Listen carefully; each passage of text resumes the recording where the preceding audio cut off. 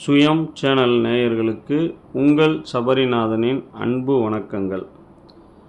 மகாபாரதத்தில் நாம் அறிந்திராத சில அரிய அற்புதமான சிறு சிறு கதைகள் நிறைய இருப்பதுண்டு.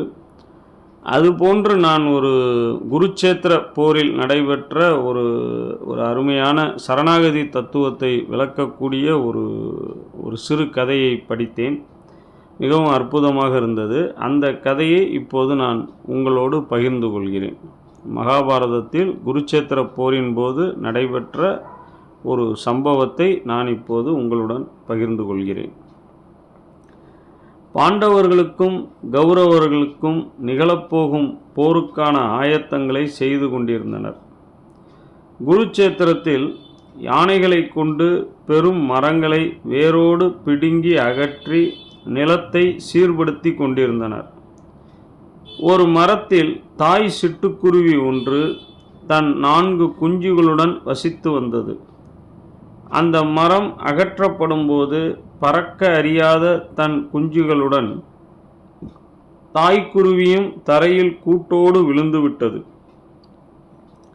தாய் சிட்டுக்குருவி சுற்றுமுற்றும் பார்த்தபோது அதன் பார்வையில் ஸ்ரீ கிருஷ்ணரும் அர்ஜுனனும் கண்ணில் பட்டனர். சிட்டுக்குருவி பறந்து போய் ஸ்ரீ கிருஷ்ணரது ரதத்தின் மீது அமர்ந்தது. கிருஷ்ணா, நாளை போர் ஆரம்பித்தால் என் குஞ்சுகள் அழிந்துவிடும், நீதான் காப்பாற்ற வேண்டும் என்று கெஞ்சி கேட்டது. நீ சொல்வது எனக்கு கேட்கிறது, ஆனால் இயற்கை விதிகளை எதிர்த்து என்னால் ஒன்றும் செய்ய முடியாது என்று பதில் சொன்னார் கிருஷ்ணர். எனக்கு தெரிந்ததெல்லாம் நீதான் எங்களை காப்பவர். எங்களை காப்பதையும் அழிப்பதையும் உன் கையில் விட்டுவிடுகிறேன் என்றது குருவி. காலச்சக்கரம் சுழன்று கொண்டே இருக்கிறது. இது ஒன்றே ஸ்ரீ கிருஷ்ணர் சொன்ன பதில். குருவிக்கும் ஸ்ரீ கிருஷ்ணருக்கும் நடந்த உரையாடல்கள் அர்ஜுனனுக்கு விளங்கவே இல்லை.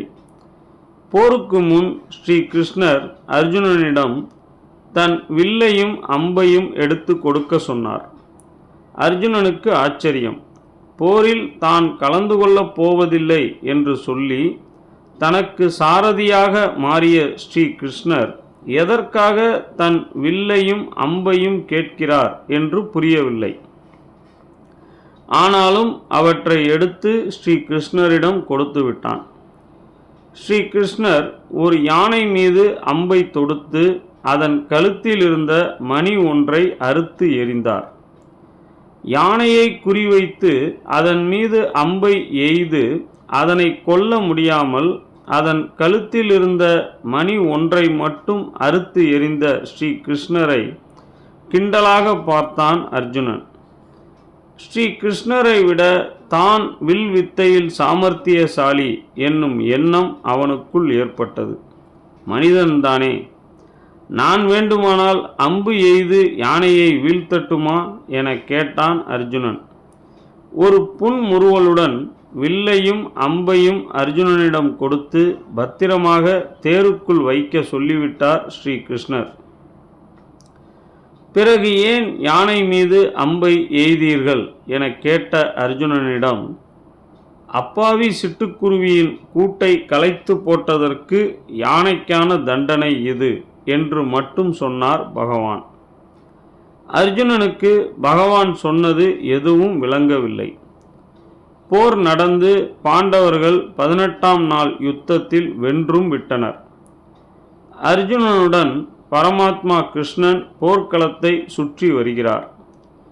தான் முன்பு அறுத்து எறிந்த யானையின் மணிக்கு அருகில் வந்து நின்ற பகவான், ஹே அர்ஜுனா, இந்த மணியை தூக்கி ஓரமாக போடுகிறாயா என்று கேட்கிறார். எத்தனையோ முக்கிய காரியங்கள் இருக்கும்போது இப்போது அருந்து போய் கிடக்கும் இந்த மணிதான் பகவானுக்கு முக்கியமாக போய்விட்டதோ என்று எண்ணினாலும் அர்ஜுனன் ஸ்ரீ கிருஷ்ணர் சொன்னபடி மணியை கையில் எடுத்தான். அந்த மணிக்குள் இருந்து ஒரு தாய் சிட்டுக்குருவியும் 4 குஞ்சுகளும் சந்தோஷமாக பறந்து சென்றன. தாய்க்குருவி ஸ்ரீ பகவானை வலம் வந்து 18 நாட்களுக்கு முன் தான் ஸ்ரீ கிருஷ்ணரிடம் அபயம் வேண்டியதையும் யானையின் மணிக்குள் தன் குடும்பத்தை வைத்து பகவான் 18 நாட்கள் தங்களுக்கு அபயம் அளித்ததையும் நன்றியோடு எண்ணி சிறகை கூப்பியது. பகவானே, என்னை மன்னித்துவிடு. உன்னை மானுட உருவில் பார்த்து பழகியதால் நீ உண்மையில் யார் என என் சிற்றறிவுக்கு கொஞ்ச காலம் புலப்படாமல் போய்விட்டது என்று கைகூப்பி தொழுதான் அர்ஜுனன். அண்ட சராசரத்தில் உள்ள ஒவ்வொருவரையும் எப்படி ரட்சிக்க வேண்டும் என்பது பகவானுக்கு நன்கு தெரியும். அவனிடம் சரணாகதி அடையுங்கள், மற்றதை அவனிடம் விட்டுவிடுங்கள். சரணாகதி, நீயே கதி என்று சரணடைவோம். மற்றவை நம்மை படைத்தவனின் பொறுப்பு. நம்புவோம், நிம்மதியாக வாழ்வோம். இத்துடன் இந்த பதிவு முடிகிறது. மேலும் ஒரு சிறப்பான பதிவில் உங்களை சந்திக்கிறேன். நன்றி, வணக்கம்.